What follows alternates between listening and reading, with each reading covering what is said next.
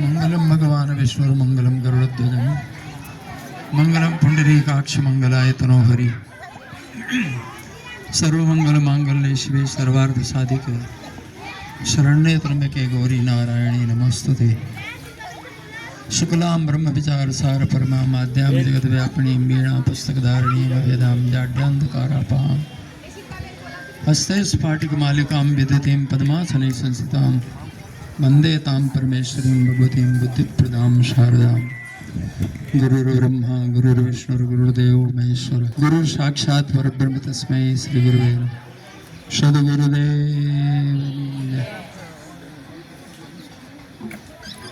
આજના ભૂમિપૂજનના સુપ્રસંગે અહીં બિરાજમાન બધા આદરણીય બધા વડીલો, આદરણીય માતાઓ, બહેનો, શાળા પરિવાર અને નાના પ્રિય ભૂલકાઓ બધા, આજે શાળાનું નવું ભુવન થાય અને એના માટેનું પૂજન આપણે સૌ નિમિત્ત બન્યા અને સાક્ષી થયા. કરતા ધરતા સમર્થ મારો વિઠ્ઠલ. કરે છે બધું પરમાત્મા, આપણે તો નિમિત્ત બનીએ છીએ.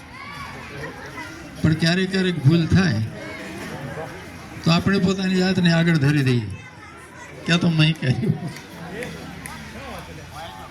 નહીં તો સર્વત્ર કોણ બિરાજે છે?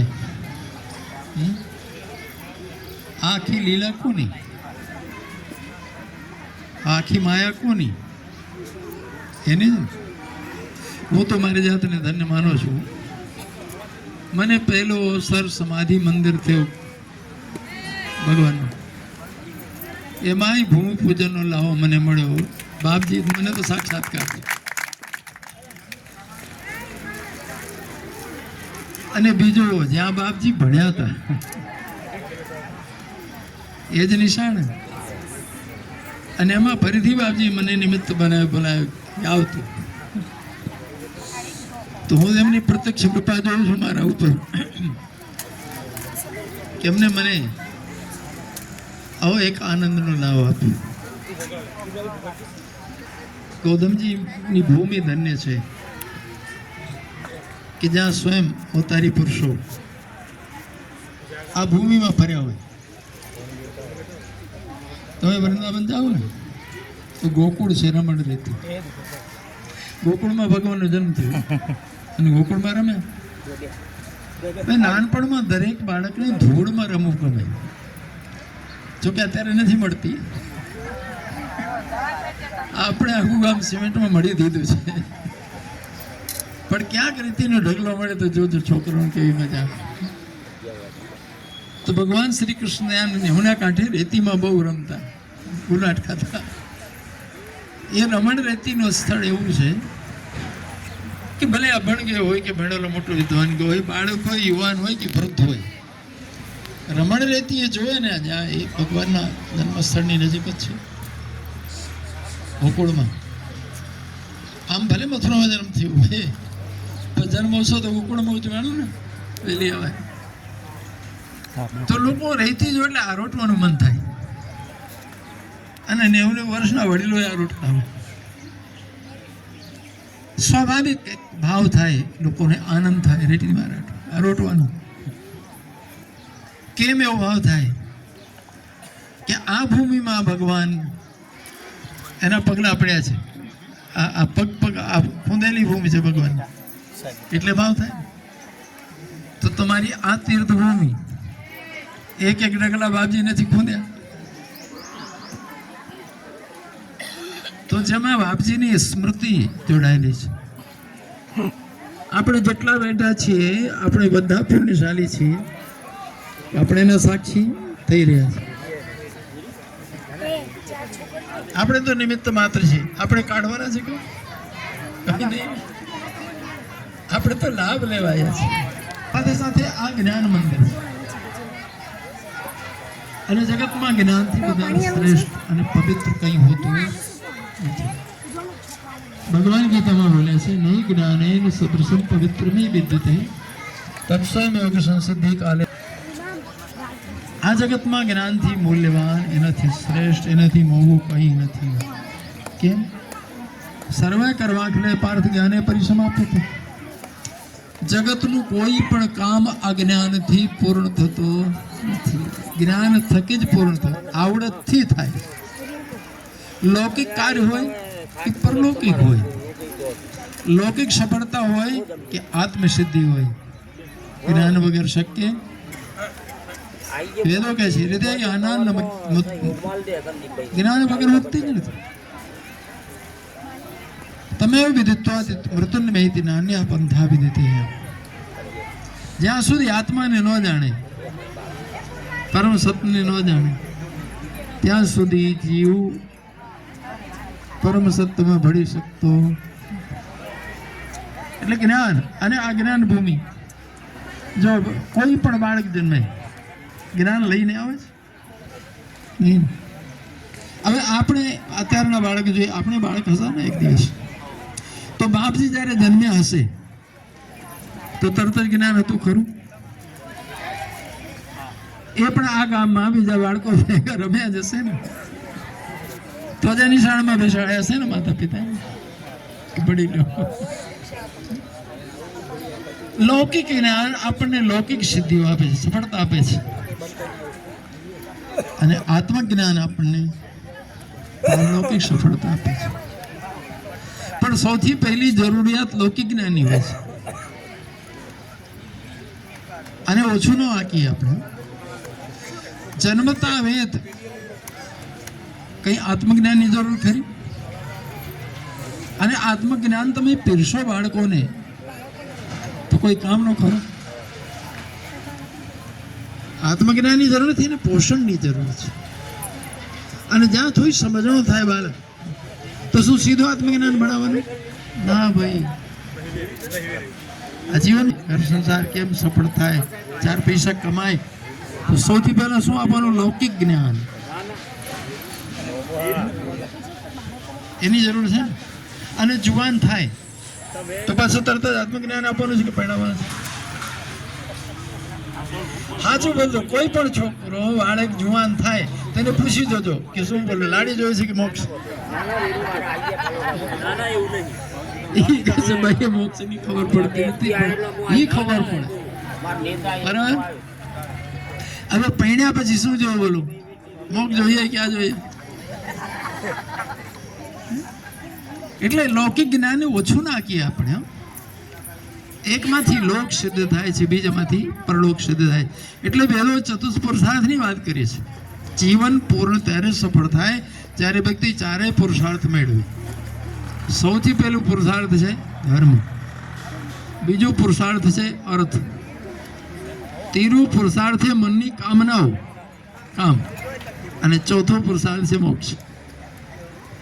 છેલ્લે જીવનની યાત્રા મોક્ષમાં પૂર્ણતાને પામે. આપણી પૂર્ણાવતી ક્યાં થાય?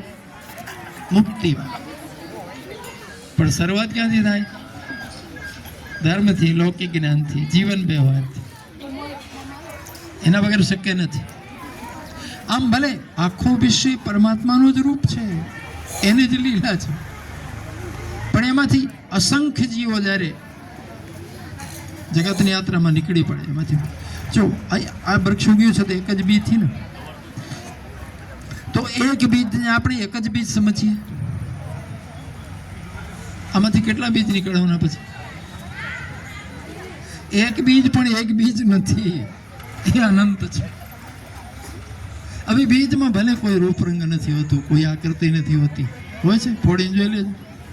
પણ એમાંથી સરસ એટલું રૂપાળું વૃક્ષ નીકળે. એના પાંદડા જુદા, એના ફૂલ જુદા, ફૂલની સુગંધ જુદી, કલર જુદા જુદા, પાછું ફળ આવે, ફળના સ્વાદ જુદા. તો જેમ એક જ અનેક રૂપ ધારણ કરે, અનેક રૂપાય વિષ્ણવે પ્રભુ વિષ્ણવે.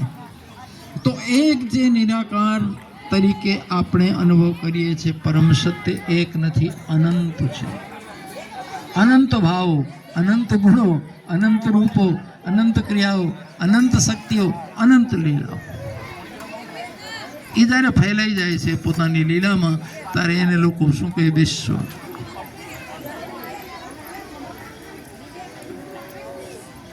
તારે શું કહેવાય? સૃષ્ટિ.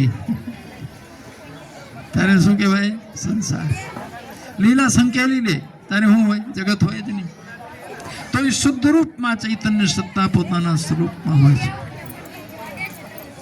તમે જ્યારે વિશ્રામમાં જતા રહો છો, રાત્રે ઘસઘસાટ હોઈ જાઓ છો, તો બોલો તમારામાં કંઈ બચે છે? તે વખતે તમને ખબર છે, તમે ભણેલા છો કે ભણ? તમે ગૌતમજીમાં છો કે અમદાવાદ? ગયડા છો કે જુવાન? કેમ લીલા સંકેલી લીધા ત્યારે? પણ મેં રોજ રોજ લીલા સંકેલે છે ને પાછી ચાલુ. એમ બાર બાર પ્રળય ને બાર બાર સૃષ્ટિ, બાર બાર પ્રળય. એકમાં ને એકમાં જ અનંતતા ઉભી થાય છે. એનો કોઈ આદિ અંત નથી. લીલા સતત ચાલવાની. એટલે પરમાત્મા હોય કે આપણું આત્મા હોય, એ કદી શરૂ થયું નથી એને કદી પૂરું થવાનું. ઘણી વાર લોકો કંટાળેલા હોય ને, ખૂબ હેરાન થતા હોય દુનિયામાં ઝંઝાવાત. અરે કે મરી જઈએ તો છૂટી જઈએ. રહેવા જાવ, ક્યાંય છૂટવાના નથી. આટા મારી મારીને પાછા આ ધંધા કરવાના. પુનરપી જનનમ પુનરપી મરણમ પુનરપી જનનમ. आता न कोई जाता दुनिया से दूर चल के रहते हैं सब यहीं पे कपड़े बदल बदल के. नाटक कंपनी में હોય ને તો કેટલા બધા જાત જાતના નાટક ભજવાના હોય. તો દરેક નાટકમાં એનો ડ્રેસ ચેન્જ થાય કે નહીં? દરેક નાટકમાં એની વાર્તા જુદી આવે કે નહીં? ભજવવાના બધા પાઠ જુદા આવે કે નહીં? તો નાટકે સ્ટેજ બદલાય, લુગડા બદલાય, આપણી આખી વાર્તા બદલાઈ જાય. પણ રમનાર તો એ નહીં હોય. એમ એક એક જીવન આ એક એક નાટક છે. ભજવા આવ્યા છો પણ ભ્રમના લીધે, અજ્ઞાન લીધે હું ને મારું કરીને ઉભા રહી.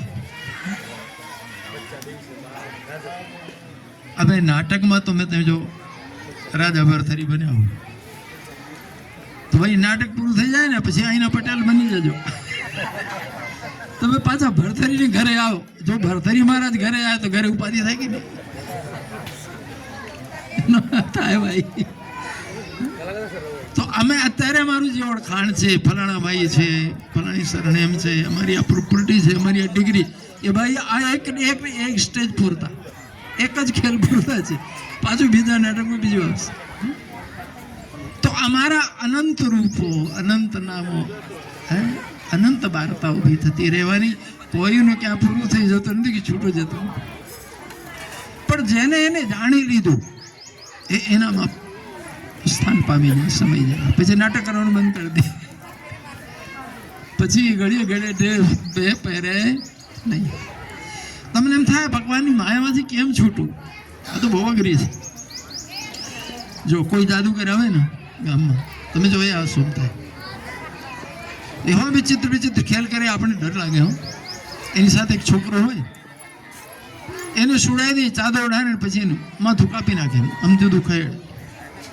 અને આપણે તો કાપી જઈએ કે બાપ તો માથું કાપી નાખે. હવે આપણા ભીડમાંથી ઉભા માણસને કોઈને આવીને કે તું હુઈ જા, તારું માથું કાપીને પછી તમે ચીવડાવી દઈશ, તો આપણે હિંમત છે હુઈ જઈએ? આપણે ના ભાઈ આ ખેલમાં આપણને નથી જવું. પણ એના છોકરાને બી કેમ નથી લાગતી? એ તો દરરોજ ગામે માથું કપાવે. એના છોકરાને ખબર છે કે આ હું ખેલ કરે છે. મને લહેર કોઈ વાગતો ખરો છે નથી, અમારા બાપાનું ખેલ છે. આપણને બીક લાગે માથું કપાવે, એના છોકરાને લાગતી કેમ? એના ખેલને જાણે. તો જે એની લીલાને જાણી ગયો, એના ખેલને, એને પછી માયા બધા જ કાઢવાનું આવે. આપણને જે માયા બહુ અઘરી લાગે છે, જ્યારે માયાપતિની સાથે જોડાઈ જઈએ પછી આ ખેલ લાગે. પછી એનો ભેદ ખબર પડી જાય ને કે આ કઈ રીતે કરે છે. ટ્રીક જ હોય ને, હાથ સફાઈ જોઈએ. એમ મહાપુરુષો આપણને કહી ગયા છે કે ભગવાનની લીલાને સમજી લો, એના ખેલને જાણી લો. બસ એને તમે જેમ એની નજીક રહેશો એમ એના ભેદને જાણી લેશો. એના ભેગા રહેવું. એટલે તો મહાપુરુષ કહી ગયા છે કે ભાઈ સંસારનું બધું વ્યવહાર નિભાવજો, એના વગર તો છૂટકો નથી. આયા છે, ડ્રેસ પહેર્યું છે તો ખેલ તો પૂરો કરવાનો છે ને. વચ્ચે મૂકી દેવાય? ન મૂકી દેવાય. જો સારું ભજવશું તો ઇનામ મળશે. હું તાળીઓ વાગશે. અને જો બધામાં ગોટાળા માણસો તો જોનારા બધા આપણી હાંસી ઉડાડશે કે આને ક્યાં લઈ આવે, કઈ આવડતું નથી. તો ભાઈ આપણે આપણો ખેલ બરાબર હોય. કોઈને બાપનો ખેલ, કોઈને માનો ખેલ, કોઈને દીકરાનો ખેલ, કોઈને પાડોશીનો ખેલ, કોઈને રાજાનો ખેલ, કોઈને પ્રજાનો. આપણે જે પાત્ર મળ્યું છે ભજવાનું મજાથી ભજવું. આને છોટે આપણે પરમાત્માની સાથે રહેતા એને ભેદ નહીં આનંદ. તો આવા મહાપુરુષો જે ધરતીમાં થયા હોય, ધરતી આપણી ધન્ય છે અને આપણે સરસ અવસર મળ્યો છે. બધાને મારી શુભકામના. છોકરાઓને ખૂબ ખૂબ અંતરની શુભકામના આપું. ખૂબ ભણે, પ્રગતિ કરે, આગળ વધે. સર્વે તો સુખને સંતુ સર્વે સંતુ નિરામયા, સર્વે ભદ્રાણી પશ્યંતુ માં કશ્ચિત દુર્ભાવેત. ભારત માતા કી જય. સૌને રામ રામ. ભારત માતા કી. ગોઠવેલ પ્રાથમિક શાળાનું નવીન મકાન જે બનવાનું છે એ ભૂમિની આપણે ભૂમિ પૂજા કરી, ખાતમુહૂર્ત શ્યામ સુંદર બાવજીના હાથે કર્યું. આપણા ત્યાં સંતના પગલા પડ્યા છે. તો આપણી શાળાની પરંપરા પ્રમાણે આપણે બાવજીનું શાલથી સન્માન કરવા માગીએ છીએ. તો ખેતી બેંકના વાઇસ ચેરમેન શ્રી ફલજીભાઈ પટેલ સાહેબની વિનંતી કરીશ કે તેઓ શ્યામ સુંદર બાવજીનું શાલથી સન્માન કરશે.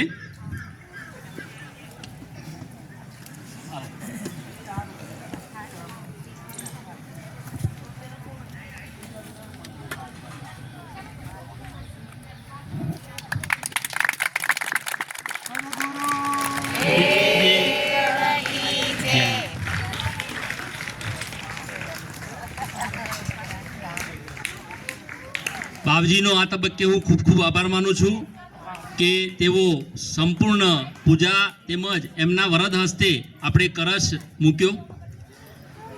હવે જેમને પૂજા કરી એવા વિદ્વાન આચાર્ય મયંક બાવજીને અહીંયા બોલાવીશ અને મોતી દાદાને વિનંતી કરીશ કે તેઓ શાલથી સન્માન કરશે.